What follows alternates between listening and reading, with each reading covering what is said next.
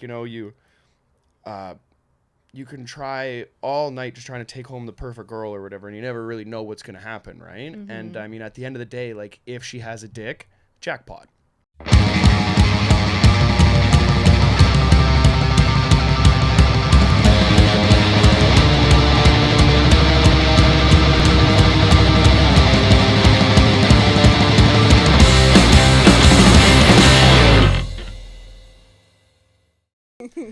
Welcome back to Show Me Yours with Jackie and Jonny, everybody. I'm Jackie Agnew. I'm Johnny DeVito.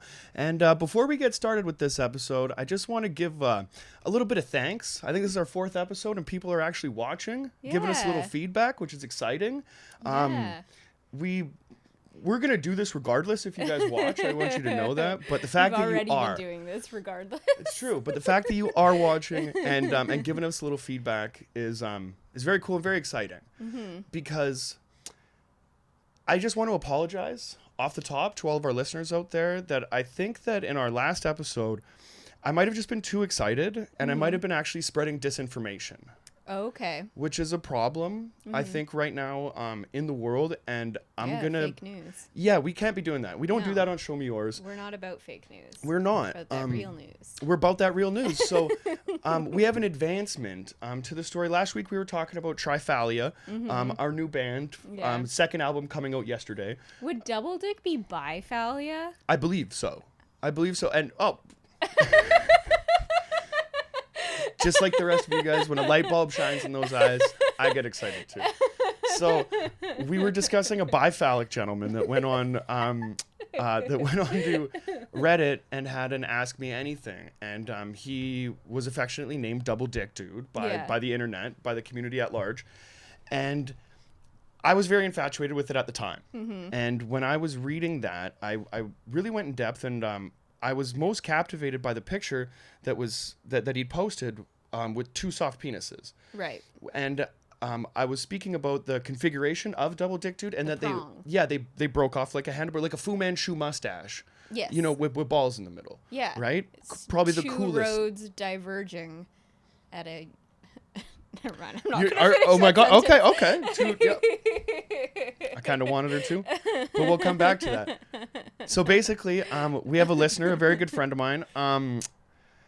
He asked me not to say his name, and I'm gonna honor that, because he has a real life, and you don't want other people to know that you have more information on Double Dick Dude than you need to. I think that's true. Right? Like, we're fine with it. Yeah. But like, he's a respectable member of society. Yeah, an everyday working man. Absolutely, right? Yeah, so you don't need to be put on blast. we're not going to blow your spot up, bro.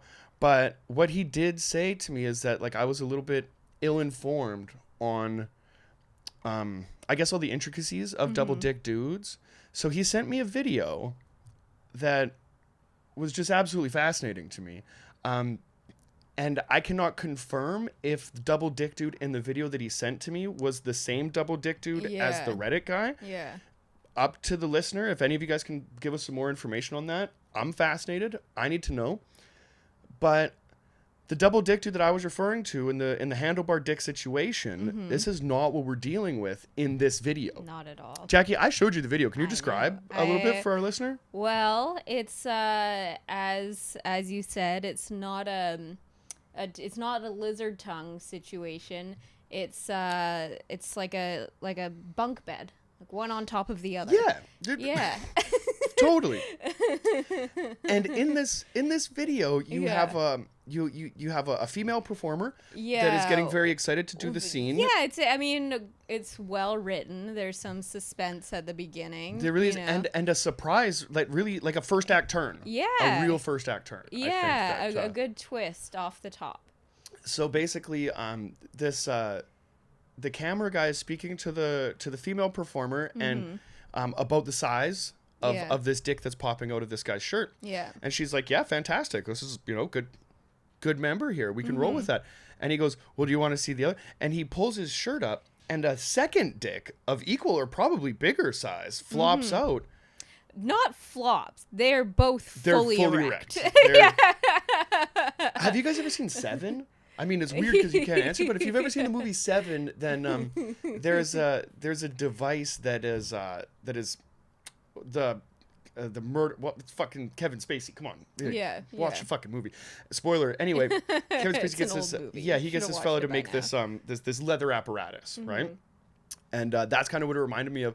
Not because there was like a knife attached, but it was just like 2 dick daggers that were gonna do some serious damage. Her reaction was good too. She said, "Who the fuck Who are you?"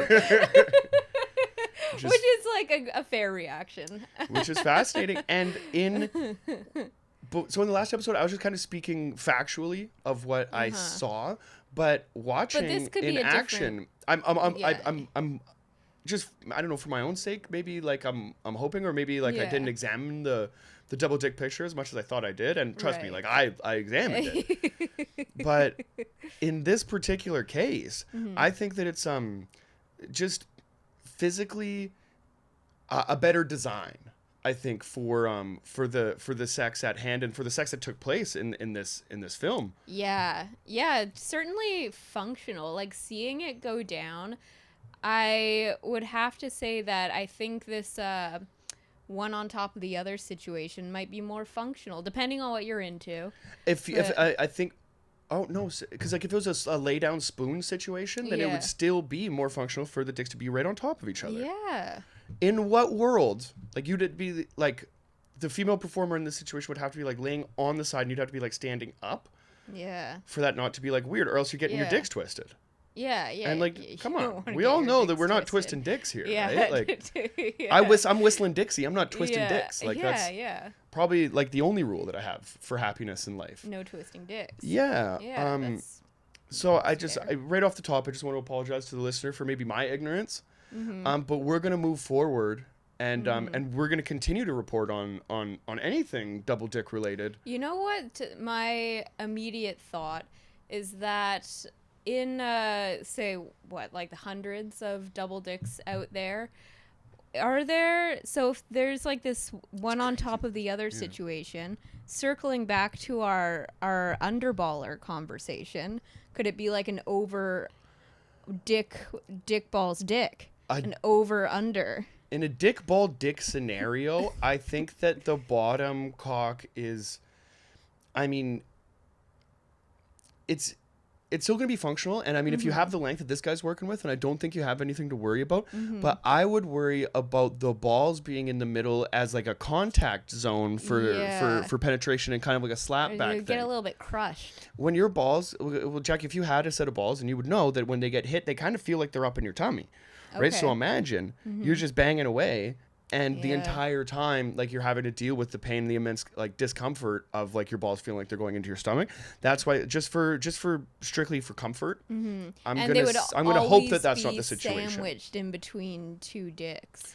Which, I mean, for like some balls, I'm sure would love that. Like just ideally, you know, from like an idealistic standpoint, but I don't think that it's actually like conducive to a comfortable lifestyle. Yeah, I would have to agree. I'm utterly fascinated, and honestly, if there's any double dick dudes out there watching, please reach out.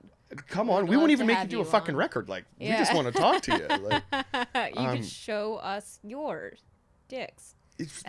Show us yours, and it would be like an actual plural. Yeah. I've been doing too much English grammar this week. I can't get lost up. We can't get lost in the weeds of dicks here. Yeah, we can't get lost in the dick weeds.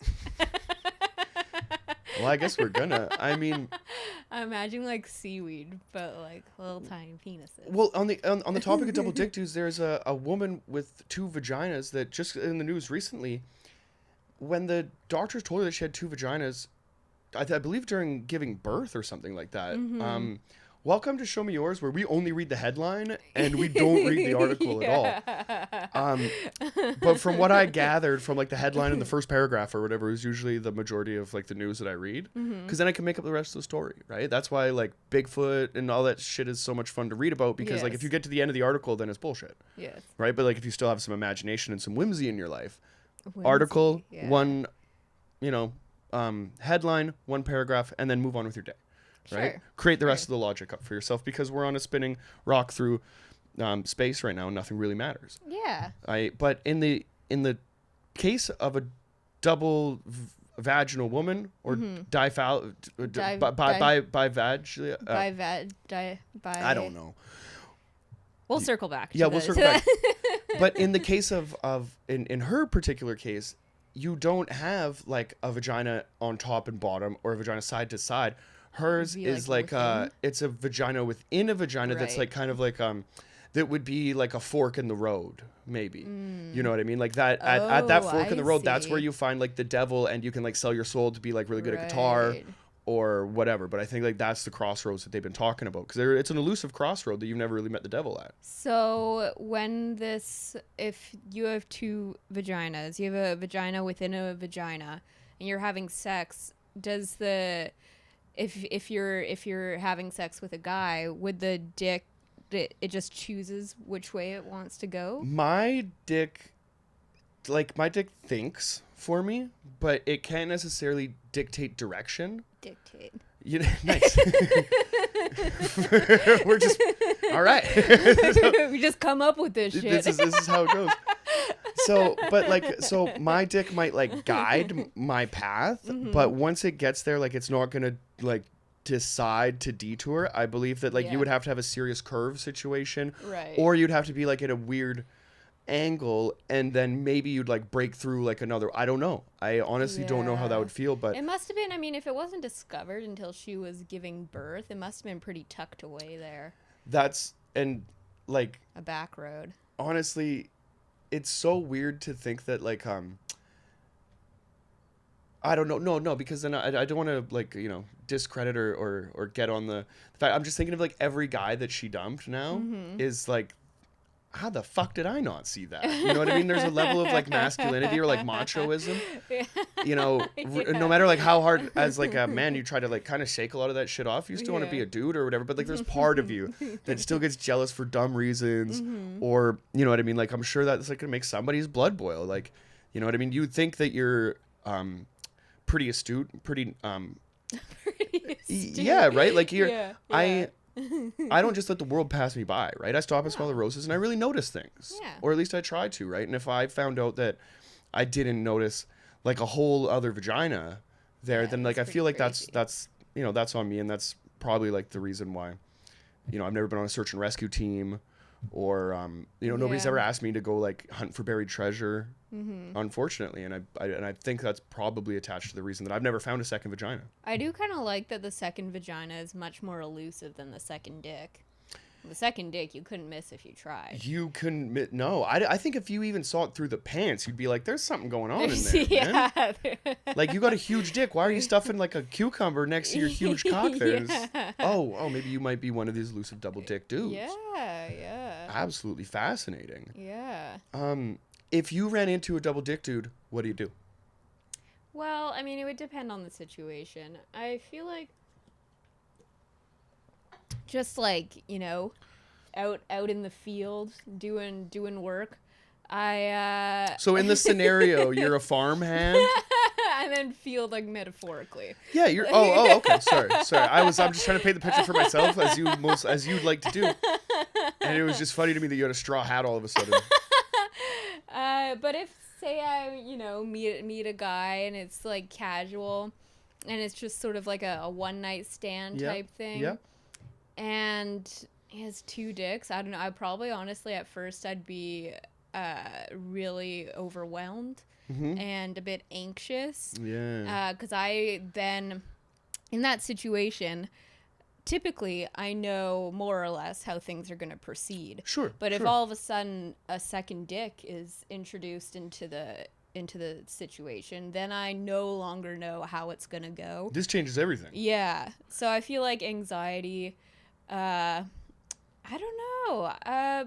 But like say if it was like a guy who like I knew or got to know like before we hooked up, and then there was like another. So in this scenario is this particular double dick dude like a really nice guy, and like on the third date he's gonna tell you, by the way, I have two dicks? Yeah. Or if he just pulls them out, because I think those are two different scenarios. Well, okay, yeah. If I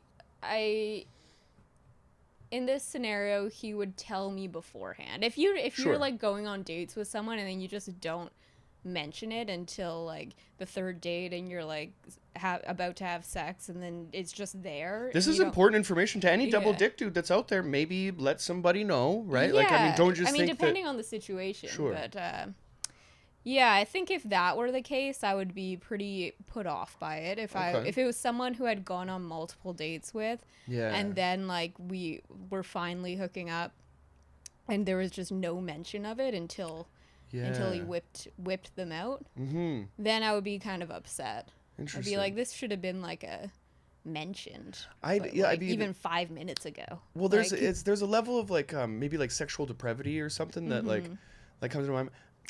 There's a great joke that my dad told me one time, and I don't want to butcher it, but basically it goes like, you know, you can try all night just trying to take home the perfect girl or whatever, and you never really know what's gonna happen, right? And I mean, at the end of the day, like, if she has a dick, jackpot.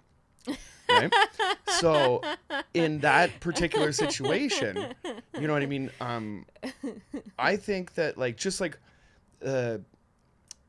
nobody's ever asked me to go like hunt for buried treasure or do any of that, but people do ask me to go explore. Right. Because like, I mean, I own the raccoon hat and I have a canoe. Yeah. So I'm willing to like trudge forward. Yeah. You know, and find a better life. I think for everybody. Yeah. And I think that, you know what I mean, you gotta try it, right? Well, again, it depends on if I felt safe in this situation. Sure. Again, if this was just wasn't mentioned beforehand and Yeah. it was a surprise, I would no longer feel safe, and then I would no longer be having fun in that situation. That makes sense. But if it was like talked about beforehand, then I would be more open to it. Okay, like, so oh, well, show me yeah. yours is split down the middle on double dick, dude. Because I'm saying go for it.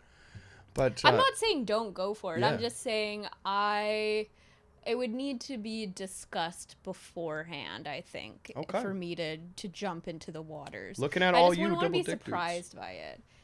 Yeah. That's totally fair. Yeah. I think that's completely reasonable. Yeah. But you know, you can't really like dictate other people's behavior, and I think that's like a great segue to get into this album, is that we Yeah. have no control over any amount of penises in anybody's pants, or Yes. at the rate that they're gonna decide to show us them. That's true. You know, so in that, and also like, I mean, there's lockdowns. We can't like leave the fucking house or what, you know. Yeah. The whole world is in a bag of shit right now, and as that perfect segue, today, ladies and gentlemen, on Show Me Yours, we are talking about one of my favorite albums of all time, the 1989 classic Bad Religion, No Control.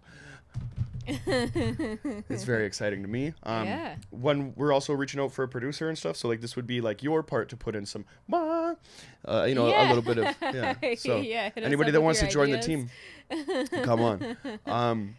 I'm really excited to talk about this record. We're gonna brush past a little bit of it, but like before we butcher it again, like we tried to do, like we tried to do this episode last week. Full disclosure, we've recorded this episode once before, and that episode may never come to light. We haven't even been able to watch it ourselves. Yeah, it's pretty bad. Basically, what we do now is we don't record episodes after we go for lunch and have day drinks. It's Yeah. just not gonna do good. I really like this, and as much as I love, you know, talking about double dicks and keeping this podcast more on the comedy route than it is on the music route, Yeah.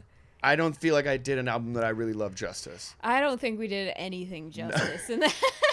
I think it's just us drunkenly talking over each other probably the whole time. That's absolutely what it is. And I mean, that's, if you think that's all this is, then imagine how fucking bad that other one was.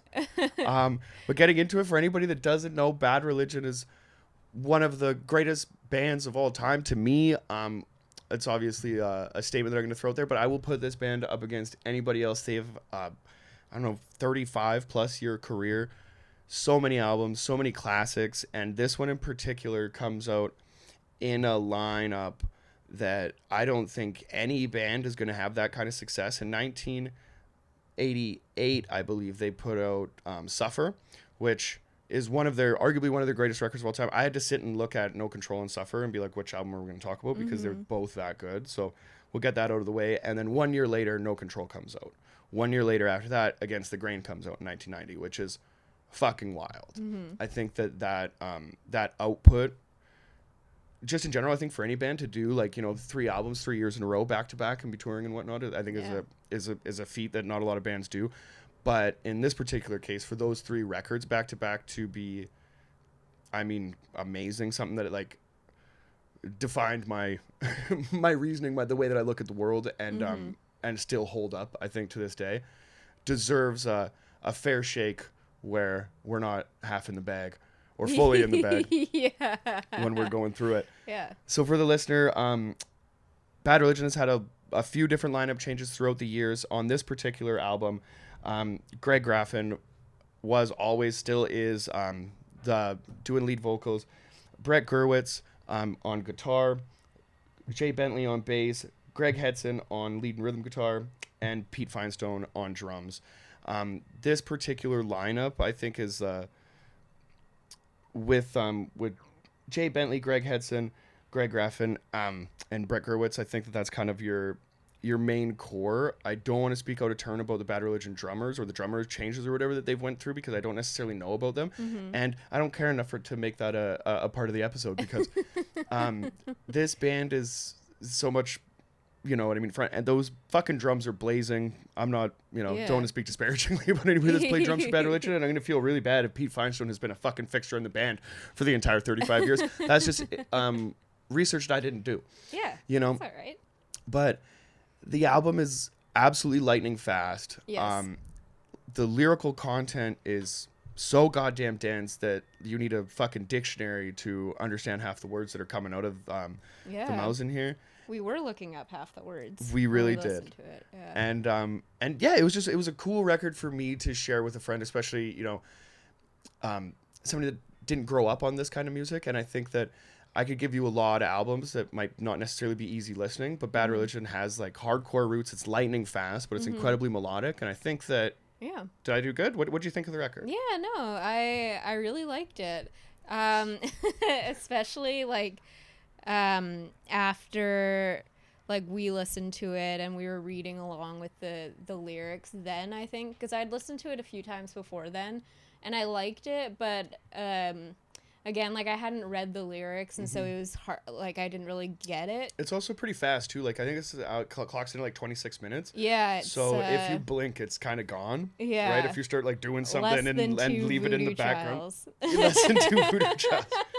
And I fucking stand by that. That's why I don't know. That's why I think I like it. There's a song on this album called "I Want to Conquer the World." And I'm not a musician. I don't know anything about it. But if you listen to it, I'm pretty sure there's like 3 different guitar solos and like fucking chord like a bunch of different shit happening in this thing in like less than maybe a 2-minute song, minute and 50 seconds or something like that. Well, like the first song is less than a minute. And it's probably one of the like okay. So if we're gonna start off the top of it, like the first track on this album is called "Change of Ideas," and when you listen to that thing, it resonates just as much now as it did then. I think that's like a running theme of a lot of the music that we talk about. Yeah. Is that I think every album that we've done has come out in the 80s, I think, so far before. We're gonna get into a couple more genres. We're gonna do Electric Ladyland was the 60s. Oh no shit. Okay. Yeah. Even still older. Yeah, but I think that like a constant running theme is that I think we both like music that kind of spits in the face of the man and kind of advocates for change, right? Lasting themes that unfortunately still resonate, because not a lot has changed, really. I mean, I don't know. I feel like everyone says nothing has changed, which is like in like a larger sense is very true. Nothing has changed, but you obviously can't ignore the changes that have occurred. That's true. I mean, like progress, I think moves very slowly, and in the sense that life might be better now than it has been before, for whatever reason, it's still it's still pretty apparent that in like very broad strokes but for a lot of different people, life is probably worse now. Oh my god, I couldn't. Yeah, absolutely. But that being said, the themes are all just as poignant today as they were when they came out, I'm sure. Maybe even more so today. Because I feel like in the last 5 the last 5 years or so, since probably the 2016 election, people have become much more politically active and aware. Oh, and yeah. so like an album like this. Also, I think voices are amplified too, right? Like Totally. we're seeing Well, things we have that so many different platforms. yeah, to and be heard. everybody is filming something. And by the way, if you see some shit happening and you pull out your phone to film it before you maybe fucking do the right thing and maybe help, you're a fucking asshole. But Yeah. anyway, let's try to move away from that thing and then try to help the fellow man Yeah. or something. You know, that's what it seems to be. But I've never like filmed anything crazy in the street because I don't know if my first instinct is like to pull my phone out and film something. But at the same time too, like it's also a positive that that's happening now because Yeah, of course. you know There what I have mean. been tons of very, Especially with like police reform and stuff like that. Like you fucking need to 100%. film this bullshit, right? Yeah. Which is fantastic. But like, it's like I can't just like take a shit in an alley anymore without without like nothing gold can stay. nothing gold can stay. But yeah, on that note, what do you think is if the world is so bleak and even like the lyrics that kind of drive this album are kind of as well, like do you think that any like real societal change, or is it going to be anything that we're going to see in our lifetime? And if we do, like, is it going to come out of anything except for like utter chaos? Like, is the next step either apocalypse or just to continue on the path we're on? I mean, without getting like too like into the weeds with We my can talk about like, dicks again. Yeah, let's go back to the dick weeds. But without going too deep into my own political beliefs, I think that there is real hope for change, but I think what needs to be overcome is so powerful. The whole political system is designed to keep things as they are. And to have real meaningful change, the whole system has to change, and that's a huge task. And even when we see politicians like Bernie Sanders and like AOC that have a huge following, people love them. Bernie Sanders, the most popular politician in the States, probably. I think North by America, far he's got probably. like more of like a rock star era about him than he does. Well, yeah, but and it's it's kind because- of like it's upsetting to see because you can see the system kind of just like roll over. Well, that, exactly, because he has all the support in the world. Yeah. But he still, for 2 election cycles, he was defeated by his own party that, just destroyed him before he could even move forward. Yeah, Killer Mike just Yeah. wasn't enough. Like, we love Run the Jewels, Like, the man. people- You'd think that endorsement would and have, I like, think- and yeah, but Joe Rogan and Killer Mike, who's less than any politician out there, is Yeah. probably apparently And I not the think way that's to go. the real discouraging part, is that a politician that has that much support and that could bring about meaningful change, the system itself is so set against that. And like the Democratic Party would rather lose to a Republican than have someone like Bernie Sanders come and change everything, because the Democrats, all the politicians who are taking money from corporations, it's all from the same people. So the Democrats are just paid to like lose and stay silent and not let people like Bernie Sanders come and actually change stuff. So everyone is, filling their money or their pockets with money. Yeah, they're to fucking pigs, and it's greed, Yeah, right? to At the end of keep the day, things there's the not two same. different sides, right? It's like, how Yeah. can I think of it all as like individualist, and if there's any way that doesn't matter what side you're on, and I think that's kind of the same thing in Canada too. I mean, you can appear to be one thing, like our Liberal Party is probably not as liberal as they fucking as Well, yeah, the BC Liberals are yeah as the conservatives, name yeah. suggests, right? Yeah. So like anybody that's gonna like affiliate with themselves with that party, I think it's just it's the Batman thing, like how either you die a hero, you live long enough to see Yeah. to become the villain. And there's like, why the fuck do some of these like politicians have like hundreds of millions of dollars and stuff like that? Like, they're taking in, like, it's such a Because they're being given that exactly money right. by, So that's why, like, coming back to the term, like, we are on a ball floating through space, right? And like, we need to work 8 hours a day to do all of this, you know what I mean, basically, right, to keep the machine moving. Yeah. When, like, should we have just gone into politics instead of comedy? No, I think that's It seems incredibly lucrative. Admire people who go into politics for the right reasons and stay true to their beliefs. That's like one guy. Yeah, it's very few people, and it's just a dreadful career. And especially if you are in it for the right reasons, not to enrich yourself, then it's an absolutely like horrific career. I think that if you were doing that, then wouldn't you want to like remain local and do like some like municipality shit? Like let's stop Johnny from taking shits in alleys. You know, let's try to clean up the community a little bit, because I think like that would be easier to do than it would be to like actually go after like a corporation locally, and then maybe get like globally. I mean, that's the term, but like if you do, because like anybody that's like really like ever preached peace or like or positive change and had like any kind of like foothold, they're gonna shoot you in the fucking head. Well, yeah, exactly. Right, and like, that's again, Martin it's and fucking JFK, fucking JFK, John Lennon, fucking, you're gonna get one in the fucking bean, buddy. Yeah, exactly. Anyone, and that's the.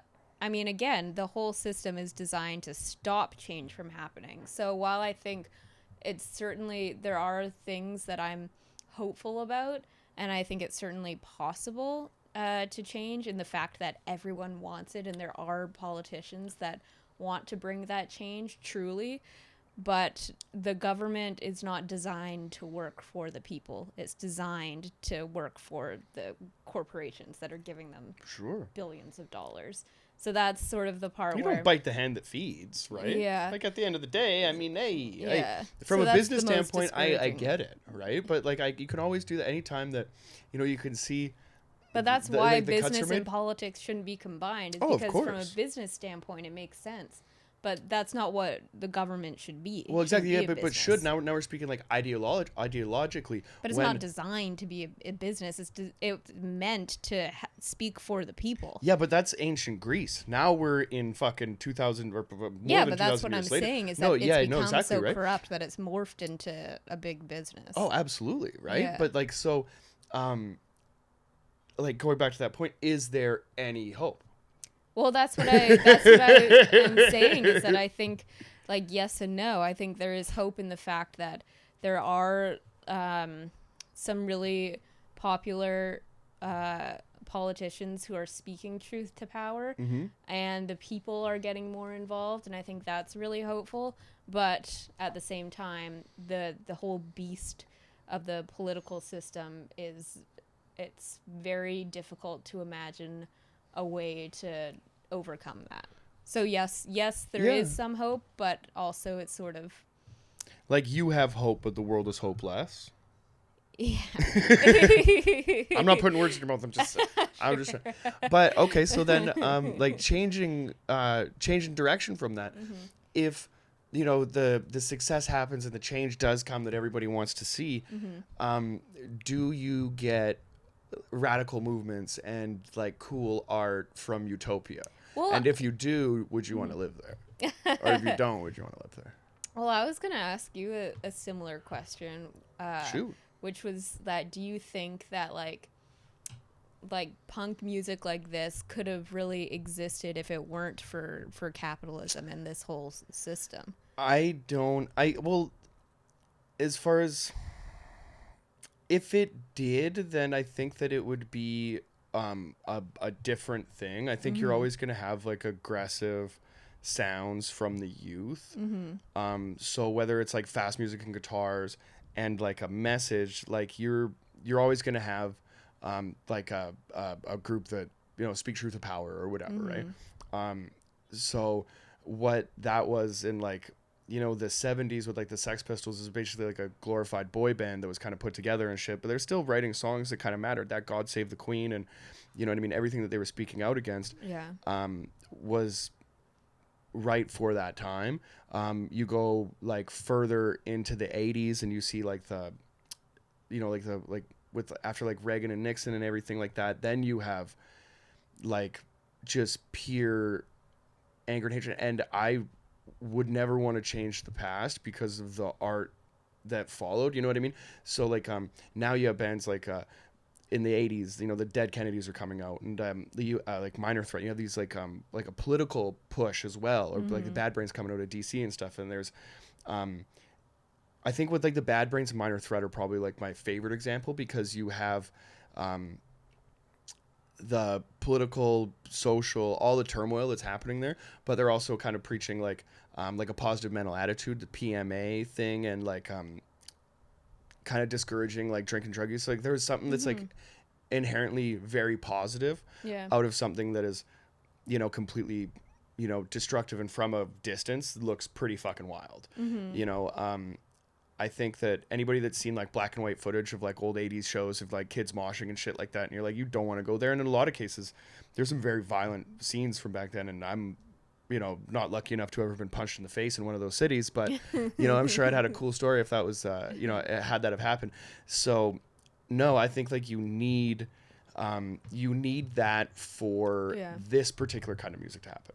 Yeah. I don't think that, if the world wasn't like a capitalist society, like maybe if it was like a communist thing or like socialism or whatever, like if there's still I think if there's still a class structure and there's still haves and have-nots, then regardless of what the what like the political structure looks like, then I think you're still going to have that. And I think that that's what comes down to everything is like, people are always going to clash. It's exactly. I think that the biggest problem in the world right now is the separation between class and the dividing lines. Like, I don't fucking hate anybody. I just want to party with everybody unless you're an asshole. Do you know what I mean? Like, every time you meet somebody from a different place that brings like a cool, view and a plate of food you never had, and like all that, like that's what it's about, right? And if everybody can, get into a really small basement and, fucking swinging around to, to some really fast punk rock music, then that's even better for me.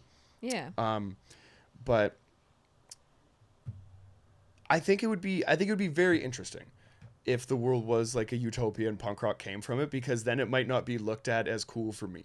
Yeah. You know what I mean? I'd be like, the fuck are you yelling about? Or whatever. I don't know, right? Like it needs to be a driving force against something. There has to be, it's antagonistic for a reason, right? Because there are socialist countries like, Iceland and Sweden that lean more towards socialism. And I'm sure they have tons of. I don't know anything about Iceland, but in Sweden, Millencolin, fucking fantastic punk rock band. There's some good. Refused, I believe, is actually a Swedish band as well.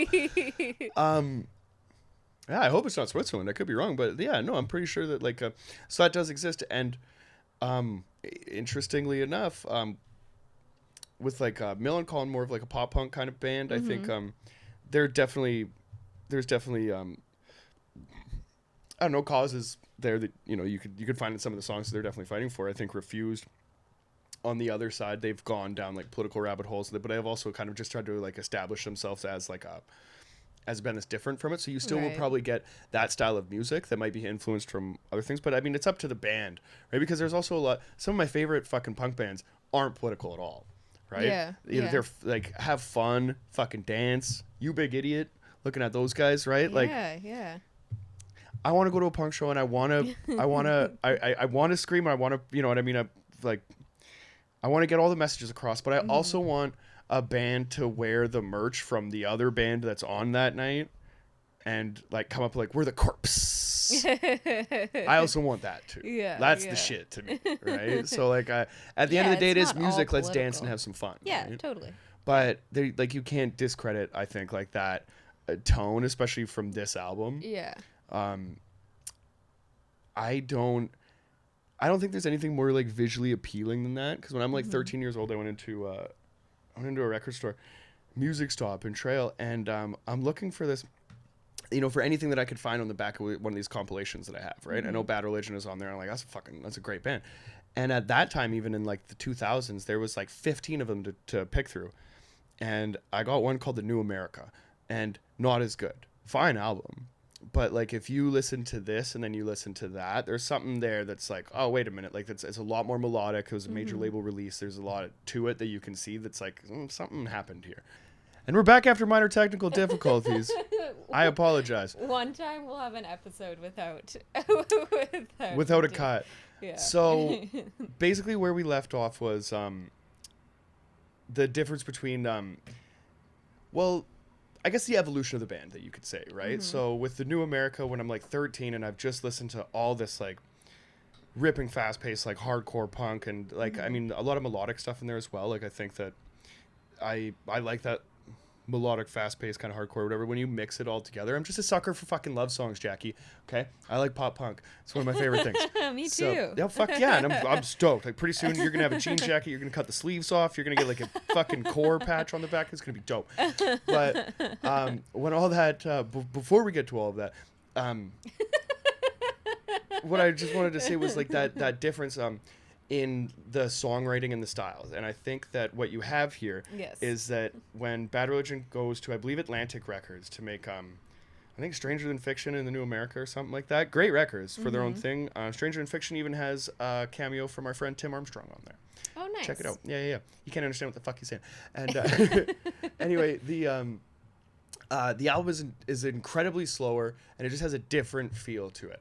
And I think the reason that we found that out is that Brett Gurewitz, the guitar player and owner of Epitaph Records, writes half the songs along with Greg Graffin. Now, Brett is like the owner of like a Fortune 500 company in Epitaph Records now, right? They put out The Offspring Smash, and it's one of still probably the most best-selling independent albums of all time, and they've gone on to do a bunch of things. There's a million great records put out on Epitaph, and in the past 10 years, a lot of fucking bad ones too. So when they go to Atlantic, Brett isn't in the band. And the songwriting gets, and I think that's why you get a little bit more melody and a little bit, it's not as fast of a punk record. Yes. So we've devised a game here. Yes. So, since Johnny is the expert here, I'm a fan of the band. I'm not an expert. I'm a fan of the band. we thought it might be fun for Johnny to pick 5 songs off this record and guess who wrote it. I picked them at random, so we're gonna have to take a second to like get the thing in my head. But I feel like I could do it. I feel like I'm gonna fucking nail this. Okay, I have the answers before me. We'll see. I'm gonna shit the bed on this one. But let's go. It's gonna be fun. Okay.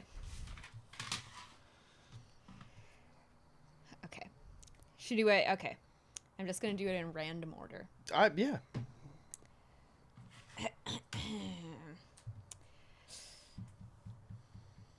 Sanity.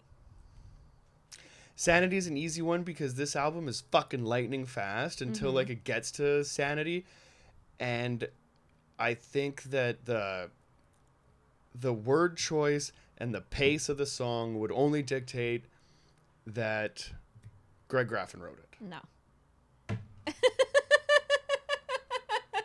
Oh for 1, ladies and gentlemen.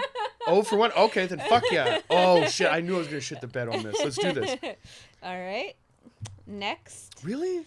Really? Okay, cool. I double checked these too. Next, Big Bang. Big Bang is an inherently fast song. But now I'm all fucked up. Because where Greg Graffin is not only a punk rock singer in a punk rock band, Yeah. he's also the head of evolutionary biology at UCLA that holds like 2 PhDs or some shit like that. The guy's pretty smart. Yeah. So when you get into songs like Big Bang, Big Crunch, you know, there's no free lunch, kneel down and pray, here comes your judgment day. I want to say Greg. No. Fuck! This is going to be terrible. Well, shout out to Brett. I picked like 5 fucking Brett songs. I knew it. Okay. This is not going to be good. Next This is embarrassing. is Henchman. Stranded. Da-da-da-da. Like it's so fast and it's so off the fucking thing that my whole theory has gone to shit now. And I fucking know nothing about this band. I shouldn't even doing a fucking podcast about music because I'm stupid.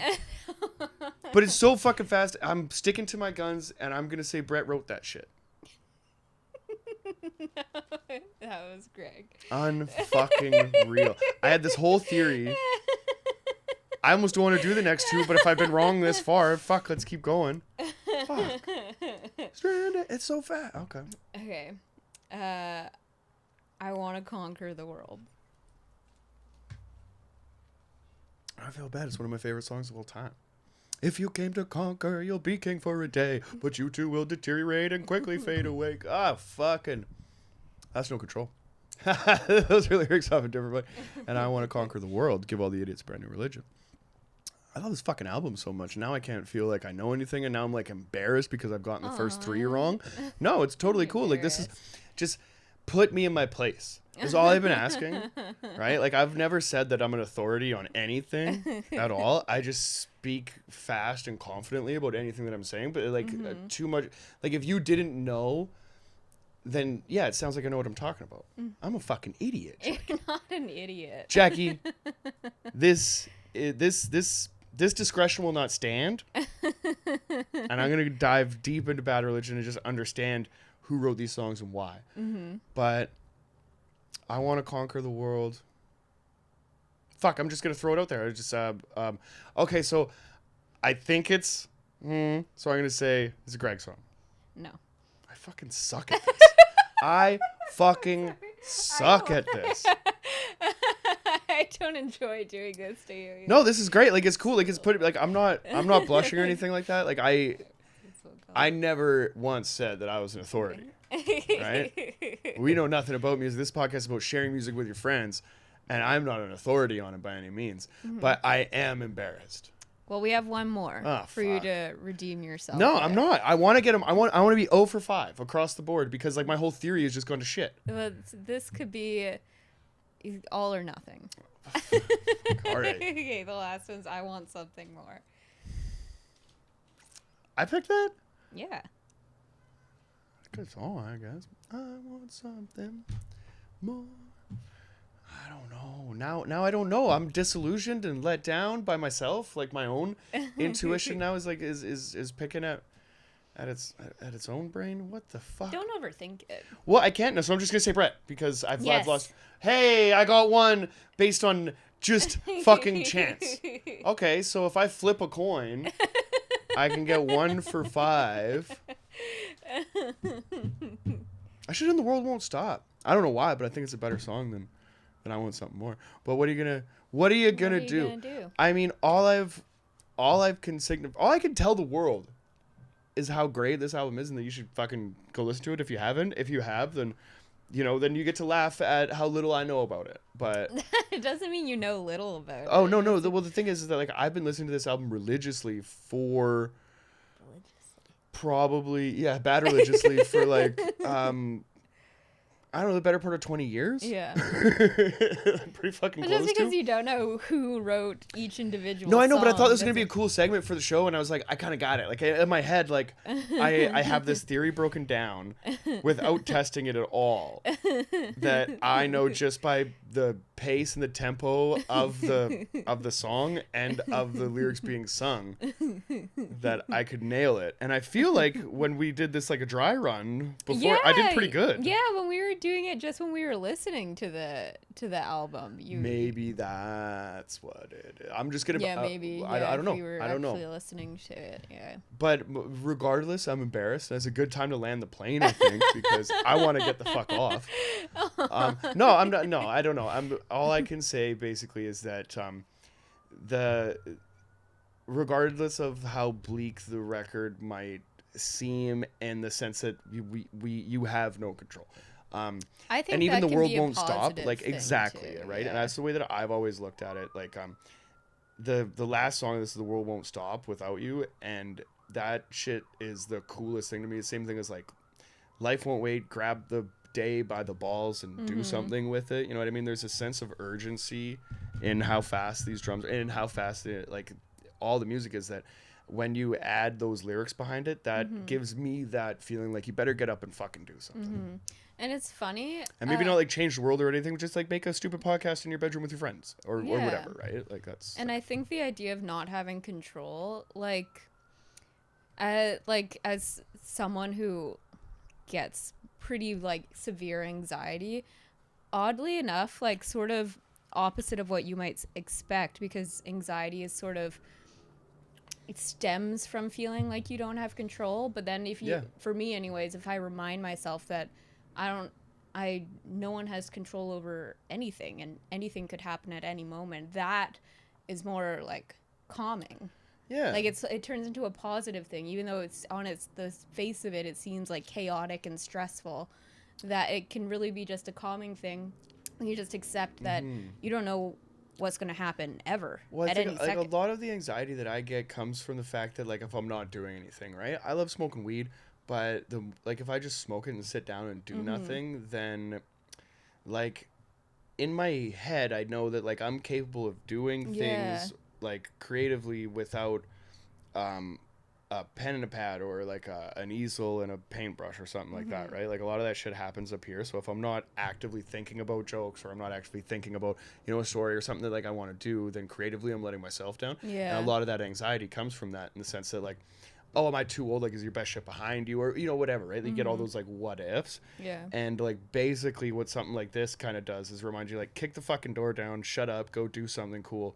Because like the world's not going to stop like without you. Yeah. You know what I mean, right? You are going to die. This is a ball flying through space at a ridiculous speed, and the 40 hours a week that you feel like you need to work to get to the or whatever, right? Like if that's what gives you comfort in life, then fuck yeah, go and do it, right? But if that's what you feel like you're forced into doing, Yeah. and it brings you nothing but sadness, discomfort, then you better go and fucking do something else. Yeah, because find a way at the out end of the it. day, we're just fucking space Don't dust. like waste your life being unhappy. We're gonna die, and then something's Yeah. gonna eat us maybe, and then they're gonna like poo us out, and then Yeah. like maybe we'll be like fertilizer for like a leaf or something. I don't know, Yeah. but like the lights off, and I don't think that my consciousness is gonna go on past this body, and also I don't fucking think it deserves to. Like between the two of us, so like if that's the case, that I can find comfort in that, when like maybe other people could find like maybe like despair or like this whole thing is worthless. I think that there's a ticking clock, and fucking do something cool. Show your friends a cool record. Yeah. I think that's the whole thing. And on that note, is there anything you want to add? No, I liked the record. I'm glad that we re-recorded this Fucking episode. so glad. I think this is a lot better I think than it's a lot more coherent. keep an eye out for the lost tapes, because like I think I'm wearing the same T-shirt. Like we'll do the. We could maybe cut something in seamlessly and Maybe, be like, yeah. we do talk about a squid in space, like space squid, We talked about space jellyfish. space jellyfish. Yeah, we probably for the entire episode. You know what? I think maybe we fuck did it. like 45 minutes on space jellyfish. We should just say fuck it and leave it for the real ones. You'll get this on Show Me Yours demo tapes or yeah, or something if like that. we'll put it on the Patreon. yeah, this elusive Patreon wall that you keep teasing. I think we're gonna have to get listeners that want to pay. Hey, if you're watching this, fucking subscribe to our channel. please. That would be very There's a cool. lot more people watching than are subscribing. And not only that, just interact with us. Please. Like if you I want didn't to, wanna if you be want us aggressive. to go like or do a record that we haven't heard, and maybe we'll do like Mm-hmm. a fan subscribe, maybe like a fan recommended episode that we're both kind of. There's so many cool ideas that we can do. Yeah. Yeah, that's it. Oh, local band shout out. I think is something that, or just like new music shout out. Yeah. I've been listening to a lot of bands. I'm gonna get the name wrong, so I'm gonna do it on the next episode, because I don't want to take it up right now. But there's a new band that's been signed to Kind of Cool Records, and they're a local band from or the local record label from Vancouver. And the new band has a fucking album that slaps. It fucking rips like really hard, but I cannot remember the name of that, so I'm gonna listen to it. We're gonna plug it on the next episode. Stay tuned. And before that, ATD, A Total Disappointment, is a fucking fantastic band. And if you want just like good solid hardcore with some real fun moments and some real heavy fucking tough sounding guitars, they're a local band, and I've met a few of them on multiple occasions. They're actually really good fucking dudes too. So Nice. yeah, like us, like their shit, listen to Bad Religion. Yeah, share with your friends. Yeah. That's it. That's it. All right, let's get the fuck out of here.